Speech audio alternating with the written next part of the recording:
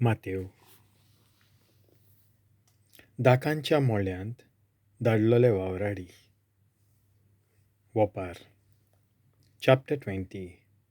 सर्गींचें राज अशें एक भाटकार फांट्यार उठून आपल्या दाकांच्या मोळ्यांत कामांक लावंक मानाय सोदूंक भायर सरलो.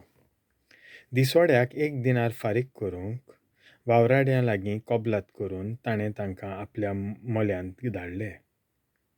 सुमार 9 वाजता भायर सरून तिंट्यार बेकार आसलेल्या हेरांक ताणें देखले आनी तांकां म्हणलें, तुमी म्हज्या मोळ्यांत वचात आनी हांव तुमकां फावो तें दितलों. आनी ते गेले. परतून 12 आनी सांजेची 3 वाजता भायर सरून ताणें तशेंच केलें.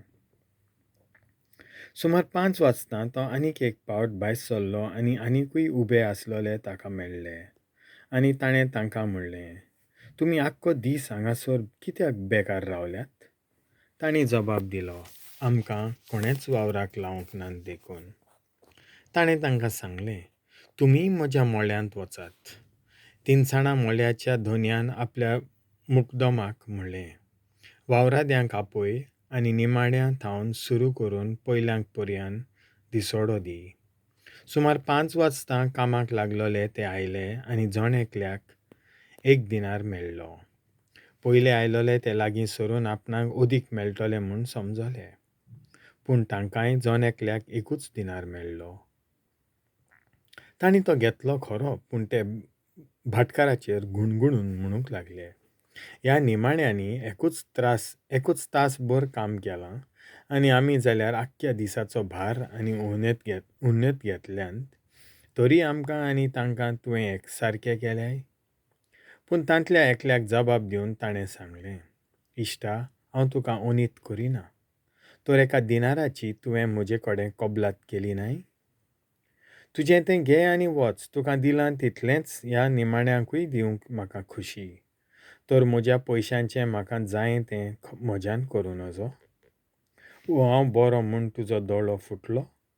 हेच परी निमाणी ती पयलीं जातोली आनी पयलीं ती निमाणूय जातोली. आपल्या मोन्ना आनी पुनर्जिवंतपणा विशीं जेजूचें 3रें बाकीत. जेरुजल्याक चडोन वेताना जेजून वाटेर 12 शिसांक कुशीन व्हेले आनी तांकां सांगलें, पळयात, आमी जेरुजल्याक चडत वेतांव आनी मनशाच्या पुताक मुखेल यादनिकांच्या आनी धर्मशास्त्र्यांच्या हातांत घालतले. ताचेर ते मोन्नाचें फर्मोण मारतले आनी ताच्यो मस्कऱ्यो करूंक ताका झेरबोंड दिवंक आनी खुस्सार मारूंक ताका विदेश्यांच्या हातांत पराधीन कोत्तले. आनी 3ऱ्या दिसा देव ताका पुनर्जिवंत कोत्तलो.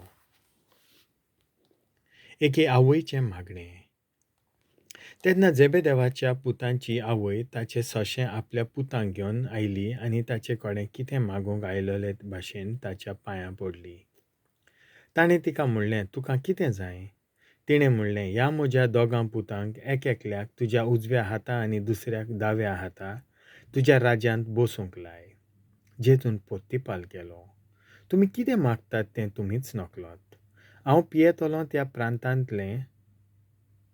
पात्रांतलें तुमच्यान पिवंक जायत? ताणें म्हणलें, हय जाता.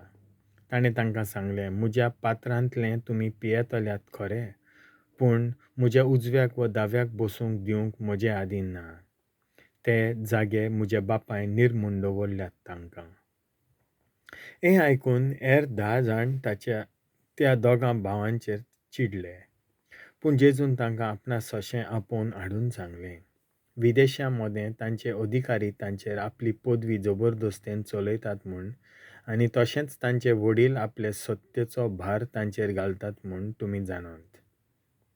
तुमचे मोदें अशें जावचें न्हय. ना, तुमचे मोदें कोण व्हडलो जावंक सोदीत तो तुमचो सेवक जावचो.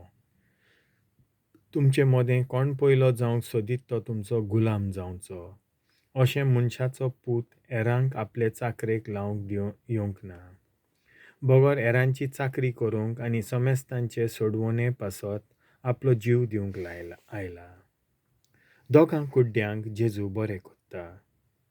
ते जेरिक्या थावन वेताना लोकांची व्हड उरपोंच जेजू फाटल्यान गेली. अवचीत 2 कुड्डे वाटेचे देगेर बसून आसले. तेवशिल्यान वेता तो जेजू म्हूण आयकोतोच ते अशी बोब मारूंक लागले. सायबा, दाविदाच्या पुता, आमची काकूत कोर. ओगे रावात म्हूण लोकान तांकां बोबाट केली.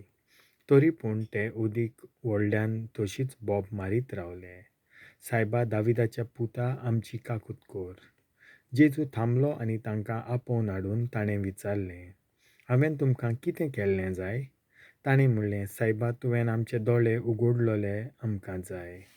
तांचे चुचुरे धरून जेजून तांच्या दोळ्यांक हात लायलो आनी रोखडीच तांकां नदर आयली आनी ते ताचे फाटल्यान गेले. देवाचें उतर हें.